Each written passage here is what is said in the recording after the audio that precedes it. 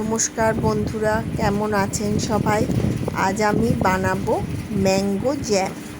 এর জন্য আমি দুটো কাঁচা আম প্রেসার কুকারে সিদ্ধ করে নিয়েছি। সিদ্ধ হয়ে গেলে খোসা ছাড়িয়ে এটাকে চটকে ছেঁকে নেব, যাতে কোনো আঁশ না থাকে। আমার এই জ্যাম যদি ভালো লেগে থাকে, আপনারা আমার চ্যানেলটা একটু সাবস্ক্রাইব করে দেবেন। আর আপনারাও এইভাবে জ্যাম বানিয়ে দেখবেন, খেতে খুবই সুস্বাদু হয়। কেনা জ্যামের থেকেও ভালো লাগবে খেতে।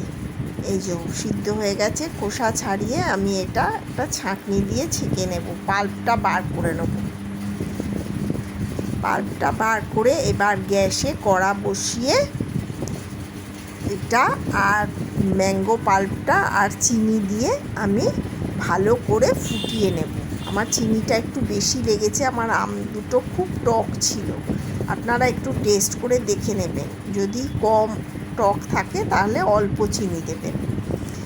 এরকম নাড়তে নাড়তে একদম শুকিয়ে গেলে দেখবেন একটা জ্যামের মতন টেক্সচার চলে আসবে, তখন নামিয়ে নিলেই আমার জ্যাম রেডি। এই দেখুন কি সুন্দর, শিশিতে ভরে রেখে দিলে সারা বছর খেতে পারবে।